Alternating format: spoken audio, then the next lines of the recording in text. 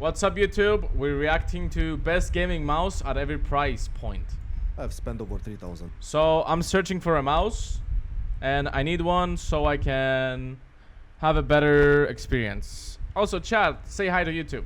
dollars on gaming mice. 30 plus mice tested across thousands of hours in Valorant and CS. By the end of the video, you will know exactly what $30 actually gets you versus $150. We're going tier by tier from budget wire mice to $400 exotics. I will show you 400? What was that? where the real performance gains stop and where you are actually paying for logos. So let us start from the bottom and see how far budget can actually take you. So let's start with Logitech G102, $20 to $30, sometimes even $15 on a sale. The shape fits most hand size and works for palm, claw and fingertip. At around 85 grams. Oh wait, chat is not visible. Wait 1 second. There we go.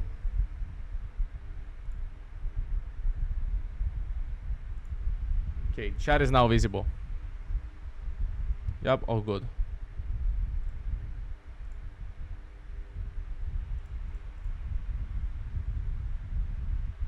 Okay. It is heavier than modern mice. You will notice that weight during long sessions, and also the cable is something you will feel during fast swipes. One thing to watch out for though, this develops double click issues over time. The switches Logitech uses in this price range tend to fail after a year or two of heavy use, and it becomes super annoying in games where that actually matters. For $15 to $30 though, even if it lasts 1 year, you get your money's worth. But here is the thing, this is a wire mouse in 2026, and you might be thinking wireless at this price is impossible. It is not, and that is where things get interesting. And I'm talking about the Ages AG159P. Wireless with high polling rates for around $35 on Temu. Sounds amazing on paper, but here is what actually happened with mine. Box arrived dented, mouse glides inconsistently on my class pad, sensor stops tracking mid-round randomly. This is the reality of ultra-budget Chinese mouses from Temu. The specs looks identical to flagship mice. PAW 3395 sensor, 4000 Hz polling rate, sub 50 4000 Hz polling rate, okay. and weight. But the implementation is where they cut corners. Quality control is also random, so people get perfect copies that work flawlessly for years. Some people get what I got. You are basically gambling. So, you think budget wireless is a scam, right? Not exactly, because the next mouse I tested for the same price range completely changed my mind. And I'm talking about the Tech Shark X3. Now, same Temu situation, same $35 to $40 price range. Completely different outcome. Wireless, PAW 3395 sensor, up to 4000 Hz polling rate, around 49 grams. Now, this is a smaller clone of the Logitech. Ashik's quality, yeah, I can agree with that. Super light shape, and for fingertip grip I actually prefer let's get to the higher stuff. Let's get to the higher stuff. Original. The smaller dimensions fit my hand better, less palm contact means more control with my fingers. I play rank matches with this, deathmatch sessions, the finals, Battlefield, all of the Wait, what is the game he's playing? At no point did I feel limited. I forgot that I was using a $40 Temu mouse. The sensor implementation also feels snappy, no spin outs on my glass pad, no random tracking drops like the Ages. Battery life is around 70 hours, which means you charge it maybe once a week with heavy use. But the software again is the same situation where it's getting flagged as malware, so it is what it is. Oh, it has its own app? I don't think mine has its own app, not sure. Quality is obviously cheaper than flagship mice, the coating wears faster, scroll wheel is not as precise, side buttons feels a bit mushy. None of that though affects your aim. If I was not obsessed with testing every mouse that exists, I would make this for real. Now you might be thinking, what about the big brands? Surely Razer or Logitech have something at this price range that beats random Temu mice. And I'm talking about the Razer Dead Adder V2 Wire. Discontinued, but you can find it on clearance sales for $20 to $30 sometimes. The Dead Adder shape is legendary for ergonomic users, but compared to modern standards, it shows its age. At around 85 grams, that is heavy for 2026. Also, the cable is... Wait, so 120 grams? My mouse is 110 or 120. So that means my mouse is super heavy in 2026? But it's still quite comfortable, I don't know. Mega thick, not the flexible paracord styles. Yeah, I have this mouse for like maybe 6 years, 5 to 6 years since I got my first PC. best cable modern mice use. The only reason to buy this if you specifically need a data ergonomic shape basically, and you cannot really afford the newer V3 models. For most people though, just pass on this. The shape is great, but everything else is way too outdated. So what budget actually gets you? Under $50 you can get flagship sensors, wireless connectivity, competitive weight, and shapes that match $100 mice. The trade-off is quality control, build materials, and software safety. But when the gamble pays off, you get 95% of flagship performance for 25% of the price. The question is whether you want to roll the dice or pay more for consistency. And that is exactly what the next tier offers. Consistency, reliability, no more gambling. So let me prove it. The first mouse I'm going to talk about is M-Choose A7. $55 to $70 depending on the variant. This is the Logitech Superlight clone, same shape, same size, similar weight at around 55 grams. PAW 3395 sensor, up to 4000 Hz polling rate option, even 8K depending on the variant that you get. If you blindfolded me and made me play, I could not tell if I was using this or the $160 Logitech. The performance feels almost identical. Okay, that low-key looks good. That low-key looks good. The difference is everything around the performance. Look good and gives sounds you the good. software ecosystem, their warranty support, their brand trust. M-Choose gives you the generic box and a mouse that works just as well. And again, stock skates are decent but not amazing. Since this copies the Superlight shape exactly, any GPX compatible skates will work. Tiger Eyes, Core Pads, little gaming gear, whatever, or even like Super Glides. But what if you do not like the Superlight shape? What if you want something more aggressive and low profile? This is where the next mouse comes in. And I'm talking about the VGN Dragonfly F2 Ultra Plus. $65 to $80 depending on the model. Shape-wise, this is one of the best mice I ever felt. Similar vibe in a way to Razer Viper V2 Pro angle and the final mouse ULX that I have. That low, flat, aggressive style, but at a third of the price of these flagship mice. Around 47 grams, PAW 3395 sensor, up to 4000 Hz polling rate, battery life around 70 hours. The clicks are light and responsive and good for spamming in games that need fast clicking. So if you play aggressive claw or Yo, we need this mouse. We need this mouse. Tip and want that low We need this profile mouse. shape without The green one. flagship prices, this is the answer. But what about wired? Is there any reason to use a cable in 2026? And I'm talking about the beloved endgame gear OP1 8K wired. $55 to $70. Best mouse on paper, 8000 Hz polling rate and actually stable 8000 Hz, not what a lot of other companies tell when they say 8K Hz. This is basically the highest available on any mouse, which is consistent, of course, excepting like top flagship mice. Now the clicks are the best on the market, mechanical switches with zero pre-travel and crispy actuation. Every click feels intentional and precise. Build quality is German engineering, tight tolerance, no creaking, no flex, around 45 grams, which is excellent for a wired mouse. The problem is again the cable. I actually tried maining this mouse. The performance is addictive, but even with a mouse bungee, I feel the cable during aggressive flicks. You can buy a Paracord replacement for like $20 to $40 and install it yourself, but you risk breaking the mouse during installation if you actually mess it up. For aggressive aimers who flick constantly and like on crack or meth, just get something wireless instead. Now speaking of wireless, there is one more mouse in this tier that pushes the limit of what mid-range can offer. And I'm talking about 80K Blazing Sky F1 Ultimate. $90, top of mid-range, bottom of the high-end. Great shape, great weight at around 38 grams. The coating is premium feeling, clicks are solid, but quality is tight. I noticed some tracking inconsistency at certain moments, felt like the sensor was slipping, and after testing on different surfaces, I found it's a surface-dependent type of mice. Works perfectly on some type of pads, but acts weirdly on others. Some people with specific grip styles also reported some issues. Seems related to how you Sub JK Slubby. hold the mouse, affecting the sensor angle. This can be fixed with firmware updates, and the 80K is responsive to community feedback, so I wouldn't really worry too much about it. At $90 you are getting a mouse that competes with 150 flagships. The gap from here to Logitech or Razer pricing buys you very little additional performance. Everything above this price gets you smaller improvements for bigger price increases. So what mid-range actually gets you? $50 to $90 buys you flagship sensors. How much mouses does this guy have? He's collecting them. Yeah, I feel like this guy just bought all of these. Took maybe a year. Nah, a year is too much. A month. And then just randomly started playing every day, like spamming. Also, he has a white monster in the background.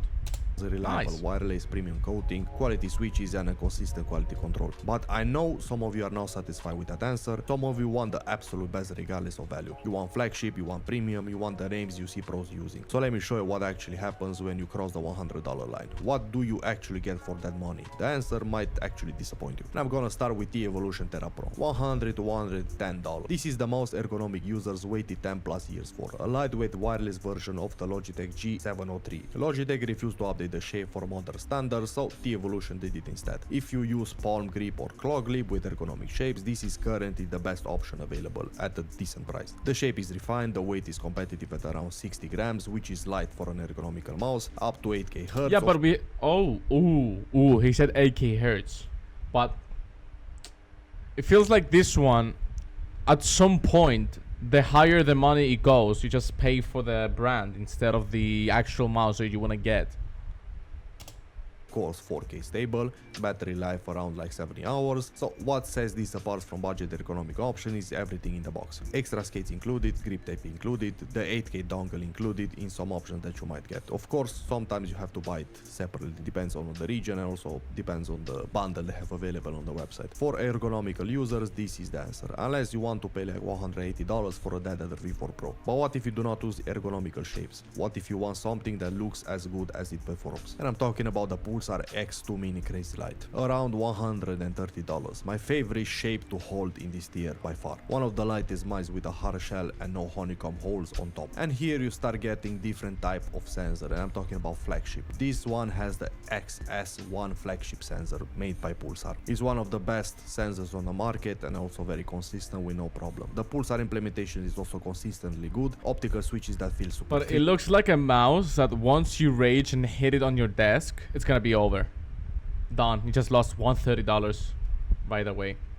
coating that grips without being sticky, software that works properly. The company built a reputation on quality fingertip mice, they understand what this grip style needs, weight optimized for minimal effort, and size that lets your fingers wrap properly around it. If fingertip grip is your style and you want quality assurance without the QC lottery, Pulsar delivers. But what about the wired option from earlier, the Endgame Gear OP18K? They make a wireless version too, and I'm talking about Endgame Gear OP1 wireless 4K V2. $120, sometimes even more, wireless version of the wired mouse I praised earlier. Everything good about the OP18K applies here as well. The shape, the build quality, the German engineering. The problem is the weight. Wired OP18K weighs around 45 grams. This wireless version weighs around 60 grams. For me, the extra weight is a problem on cloth pads. On my fast pad, it's just perfect. More friction means more effort to move the mouse. And with fingertip grip, you are using a small contact area. Heavier mouse plus high friction pad equals hand fatigue over long sessions. On a glass pad where friction is minimal, the weight matters less. The mouse glides easily regardless, it doesn't really matter that much. Now, if you need wireless and love the OP18K, this is your option. Just understand the weight trade-off is significant. Now, let's talk about the elephant in the room, the two mice everyone talks about, the name that dominate competitive gaming. And I'm talking about the Logitech G Pro X Superlight 2. This is what pros default to when they do not know what else to use. Safe shape that works for every grip style is 60 gram, which is not the lightest anymore, but still super competitive. And Hero 2 sensor developed with like a lot of budget. Logitech has the resources to innovate, but they still play it safe. The shape has barely changed in years. They released a mini version that felt worse than the $40 Attack Shark clone. The scroll wheel is also a known problem. Heavy use will wear it down in like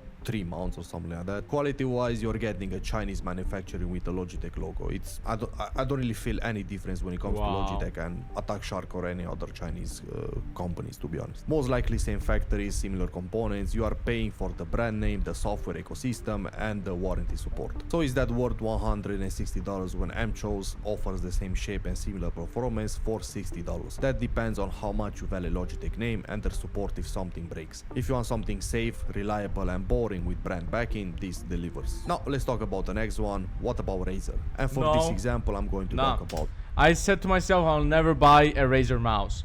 I've heard lots of shit about Razer in the past from past classmates and past friends.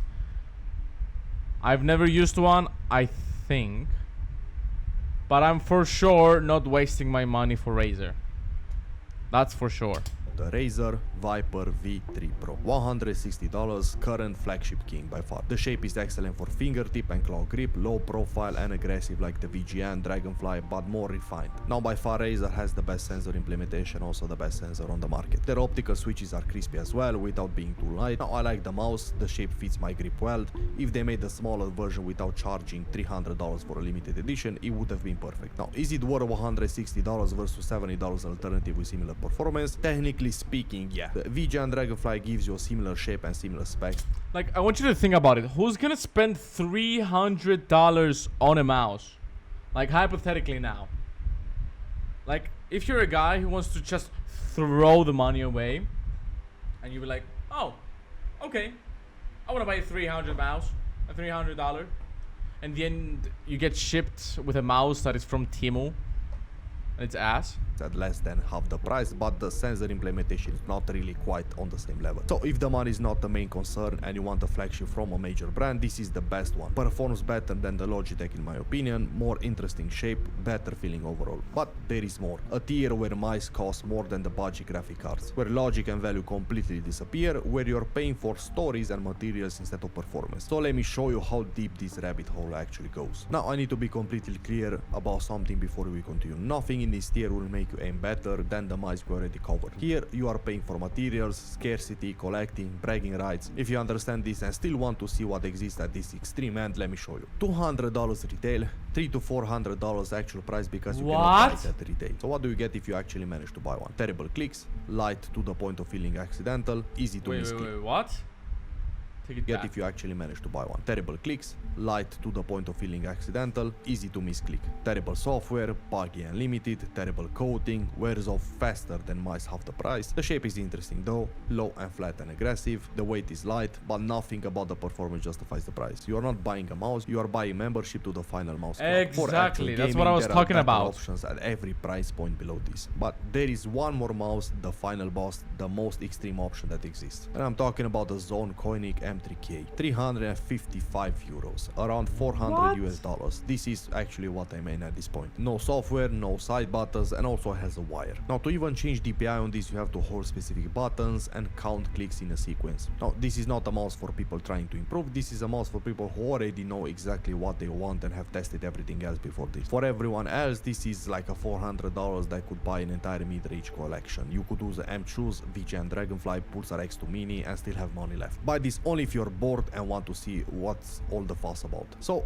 where should your money actually go? Under $50, here 95% of performance if you actually get a good copy. The Attack Shark X3 competes with mice 4 times its price, but quality control is random. It's kinda worth it for beginners and budget conscious buyers who accept the risk. $50 to $100, the sweet spot. Quality control becomes consistent, coating and switches are premium, wireless is reliable, performance matches flagship mice. M-Choose A7 at $60 or VGN Dragonfly at $75 gives you everything you actually need. This is where value peaks and diminishing returns begin. $100 to $170. Brand trust, warranty support and perfect polish. Performance gains over mid-range are minimal here. You are paying for peace of mind and the last 5% of refinement. $170 and up. These are basically all about materials and collectors. Performance identical to mid-range and high-end, only for enthusiasts who have tested everything and want extreme options. The performance ceiling is around $70 to $90 to be honest. Everything above is preference, materials, brand trust and diminishing returns. A $400 mouse in beginner's hands loses to a $40 mouse in practice hands every single time. So what mouse are you using right now? What is your rank? Drop it in the comments. I want to see if expensive gear actually correlates with high speed.